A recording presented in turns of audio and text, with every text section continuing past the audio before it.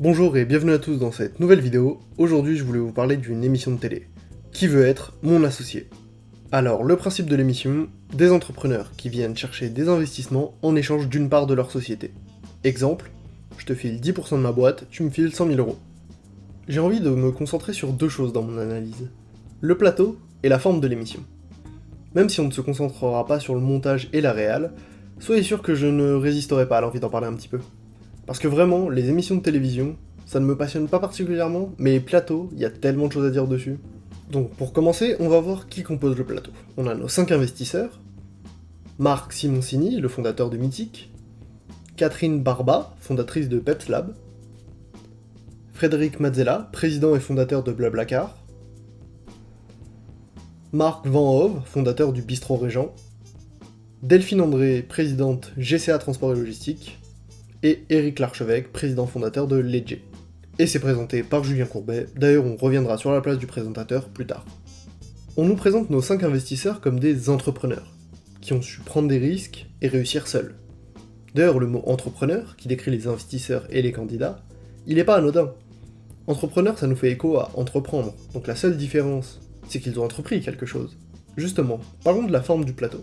Le plateau prend pour décor un entrepôt, divisé en deux parties. La partie à gauche de l'image, avec les investisseurs, et la partie à droite de l'image, avec les candidats. Ce qu'on peut noter dès le début, c'est que les candidats sont debout, et les investisseurs assis. C'est déjà une différence notable, parce que ça instaure une relation de pouvoir. Je m'explique. Prenons pour exemple Danse avec les stars. Les juges sont assis, et les candidats debout, parce que ce sont les juges qui donnent leur expertise. Ce sont des danseurs accomplis qui n'ont plus besoin de faire leurs preuves. Ils restent donc assis. Contre-exemple, par exemple avec C'est mon choix, ce sont les candidats qui sont assis, car ils donnent leur avis, mais c'est bien la présentatrice qui gère l'émission et qui analyse les candidats. Donc pour revenir à qui veut être mon associé, ce sont bien les investisseurs qui ont le pouvoir par rapport aux candidats et qui n'ont plus besoin de faire leurs preuves, ils sont donc confortablement assis. Ce qui nous amène aux chaises. Ils ont tous une chaise différente. Qu'est-ce que ça nous dit? C'est qu'ils ont tous réussi à leur manière. Le succès leur crée une personnalité, une légitimité. Dans The Voice par exemple, le siège est le même, parce qu'il donne le même pouvoir à chaque juge, celui de se retourner. L'assise ici ne donne pas de pouvoir, elle est symbolique. Pour appuyer ces deux idées de pouvoir et de personnalité, on va parler du sol.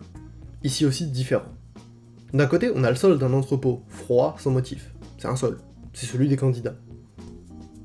Mais de l'autre côté, on a un plancher, tout de suite plus chaleureux, qui apporte aussi un peu plus de luxe, qui est également surélevé, très important, car cette marche, elle symbolise deux choses. Tout d'abord, métaphoriquement, ils sont à une marche du succès des investisseurs. Puis de l'autre, ça caractérise le rapport de force. Les investisseurs descendent de leur piédestal, et les candidats montent vers eux. On retrouve donc ces notions de pouvoir et de symbolique.